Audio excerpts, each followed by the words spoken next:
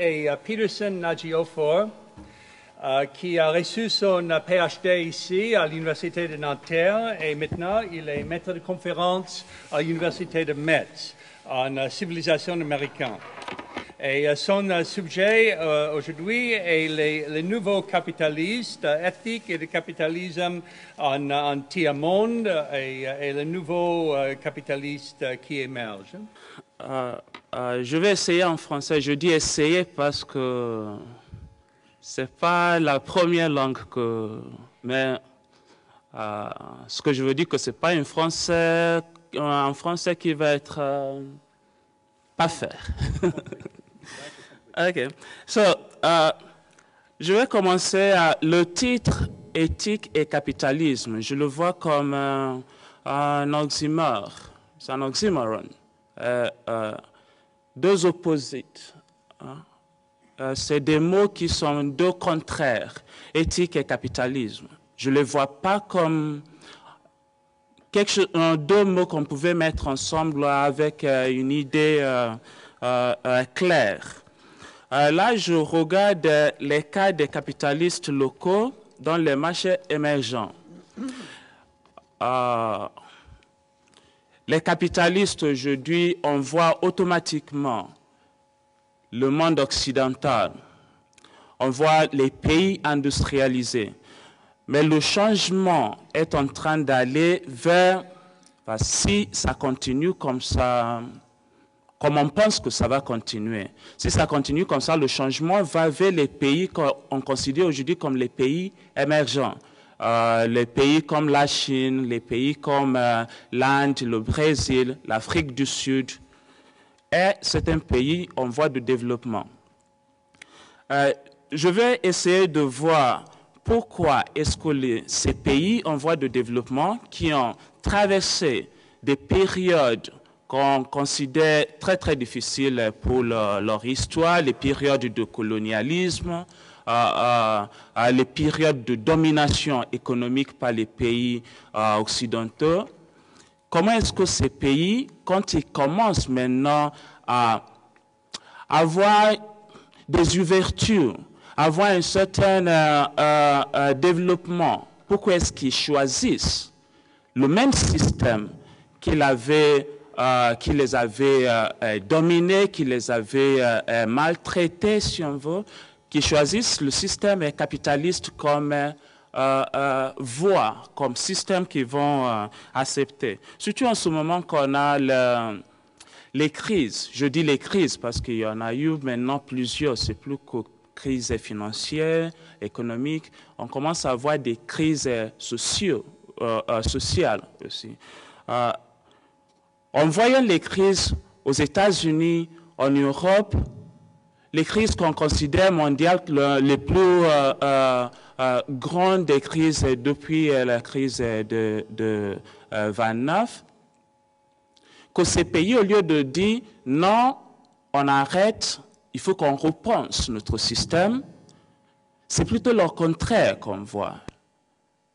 Au lieu d'arrêter avec le capitalisme, ils sont plutôt en train de embracing it, you know, en train de l'accepter à cœur joie, hein, à aller vraiment devant.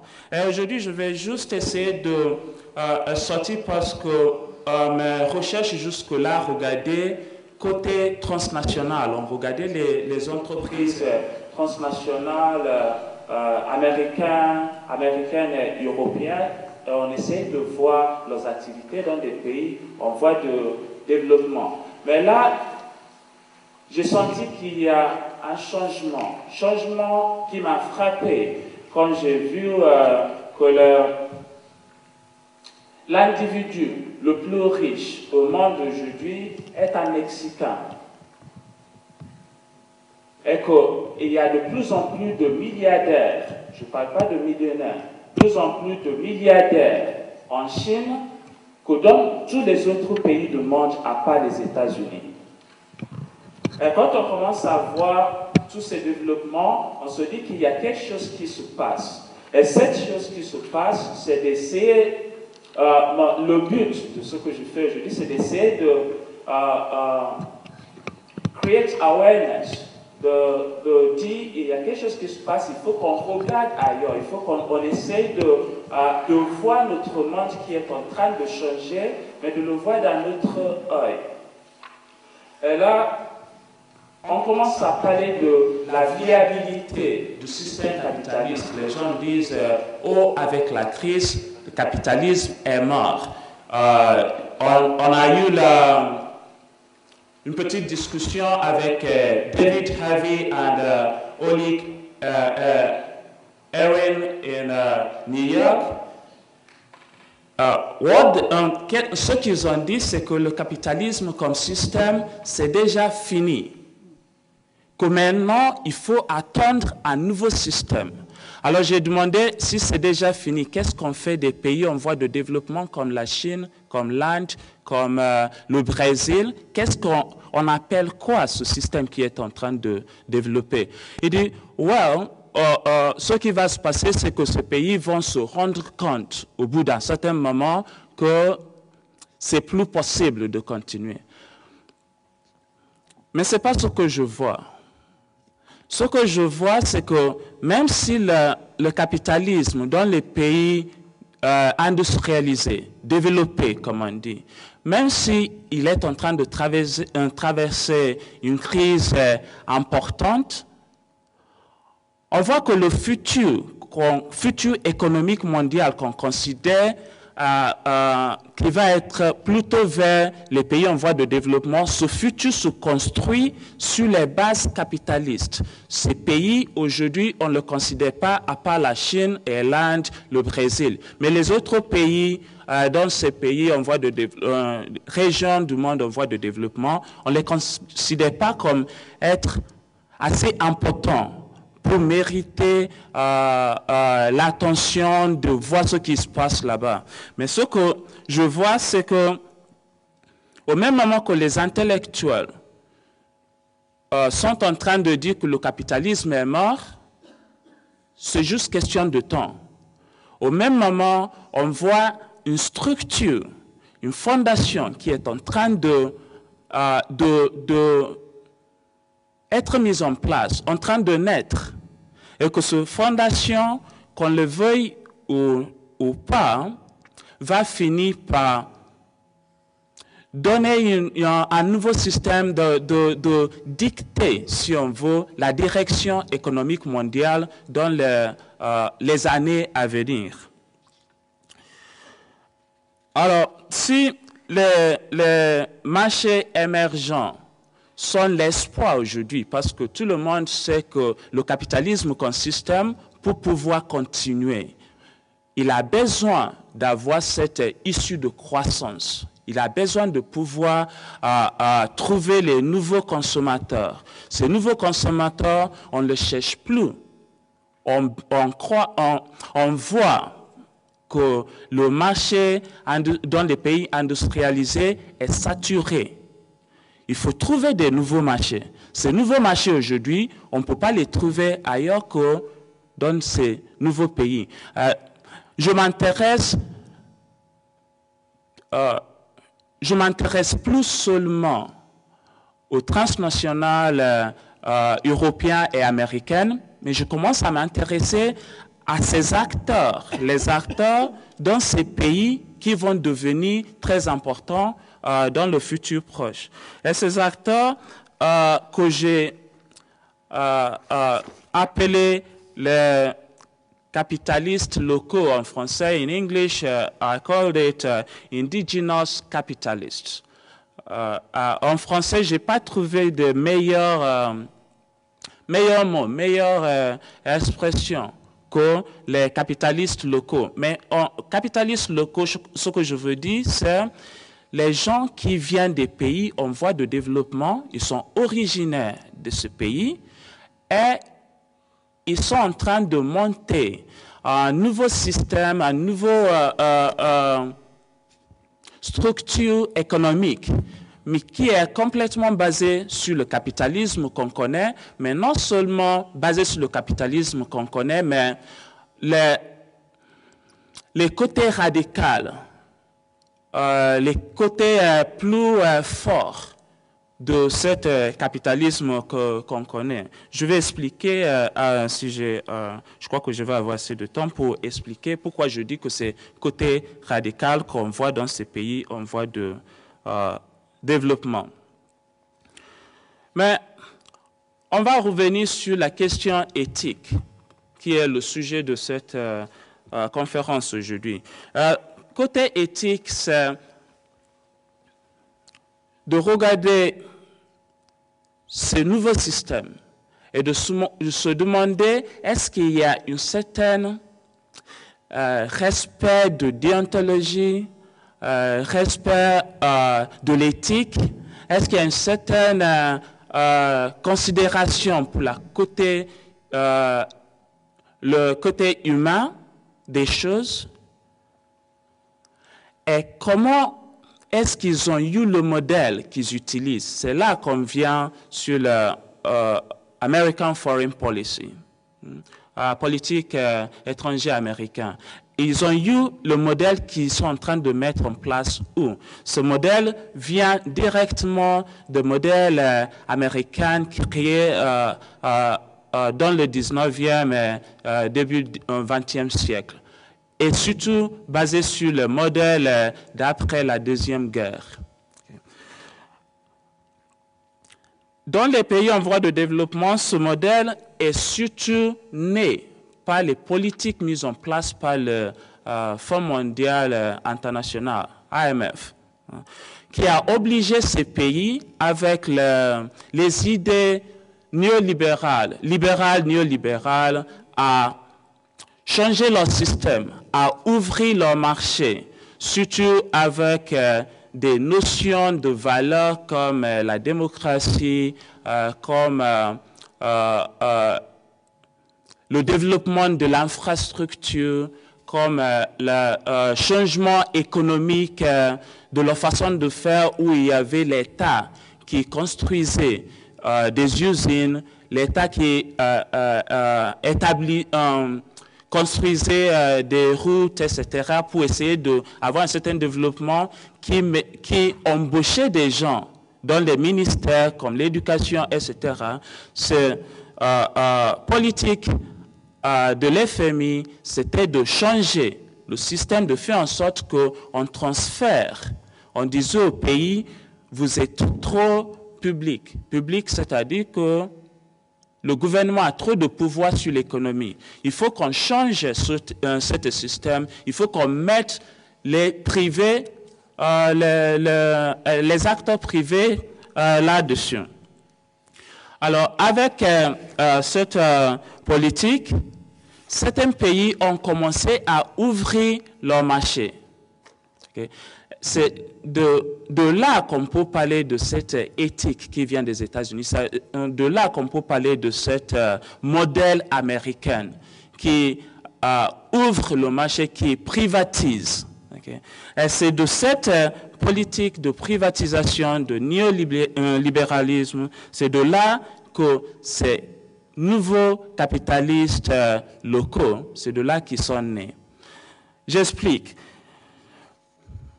À la fin disons vers la fin des années 70 et début 80, on a eu des pays en voie de développement qui ont connu des difficultés économiques. L'AMF, avec la Banque mondiale, leur avait demandé d'ouvrir leur marché aux intérêts privés. Ces intérêts privés, la plupart du temps, sont étrangers, c'est-à-dire qu'ils viennent des pays industrialisés. La plupart de ces pays n'avaient pas de choix, alors ils ont ouvert leur marché. Mais le marché qu'ils avaient ouvert, c'était fait pour les entreprises qui avaient de l'argent, les investisseurs qui avaient de l'argent, qui étaient en Occident, aux États-Unis, en Europe. Sauf que eux, ils ont choisi, puisqu'ils avaient beaucoup de choix, ils ont pris les pays qui pensent être plus intéressants, les secteurs qui pensent être plus lucratifs, et ils ont investi dans ces secteurs, dans ces pays. L'importance de cette politique, c'est qu'il a juste ouvert la porte C'était pour que les investisseurs étrangers rentrent. Mais il a ouvert la porte pour les capitaux privés. Et c'est cette ouverture que les nouveaux capitalistes, les capitalistes locaux vont exploiter pour rentrer dans le marché de leur pays, dans l'économie de leur pays. On va commencer par voir comment ça s'est passé dans des pays comme le Nigeria et l'Afrique du Sud, et puis après de voir comment ça se passe en Chine, en Inde, et si on a du temps, toucher un mot en ce qui se passe au Brésil. Alors si on commence avec l'Afrique, quand on regarde le Nigeria, par exemple, on voit les entreprises qui étaient construites dans les années 70. Les années 70 pour le Nigeria, c'était l'année de grands revenus,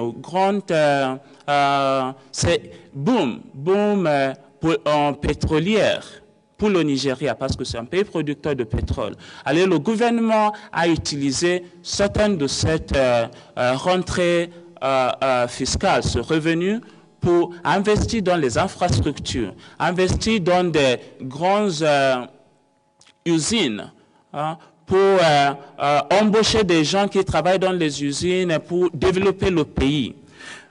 Et ça a continué jusqu'à fin 70, début 80, quand il y a eu la crise financière qui commençait, crise économique qui commençait dans ce pays, et surtout avec l'arrivée des militaires.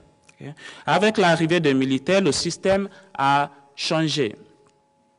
Mais petit à petit, ces infrastructures, ces usines, qui étaient créées, qui étaient mises en place, qui étaient là. Quand il y a eu la crise, le Fonds mondial international avec la Banque mondiale a demandé au pays d'ouvrir ces secteurs économiques aux intérêts privés.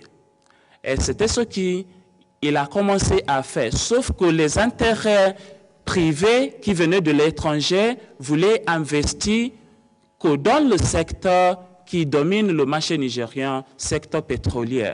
Et c'est ce qui s'est passé. Ils ont beaucoup investi dans ce secteur. Ils l'ont dominé au point qu'on dit que c'est eux qui dictent aux politiciens, aux membres de gouvernement, ce qu'ils doivent faire. Mais les capitalistes locaux ont utilisé cette ouverture. Certains d'entre eux qui ont eu ce qu'on appelle des connections avec les gens au gouvernement, ils l'ont utilisé pour racheter certaines de ces infrastructures, de ces usines qui étaient construites dans les années 70 avec les taxes, avec les impôts des gens et puis avec l'argent qui appartenait au pays. Ce n'est pas des entreprises privées qu'ils ont rachetées. Ce n'est pas tout à fait des capitalistes ou des entrepreneurs traditionnels comme on les connaît, les gens qui commencent de rien et qui deviennent grands par leur travail, par leur intelligence. C'est plutôt les gens qui ont compris ce qui allait se passer, qui ont compris que cette ouverture du marché aux intérêts privés pouvait être quelque chose qui leur rapporterait beaucoup d'argent. Alors, ils ont pris cette politique d'ouverture au marché, ils ont racheté certaines entreprises comme les entreprises de l'État au Nigeria, dans l'acier. Le gouvernement avait construit énormes usines d'acier au centre du pays.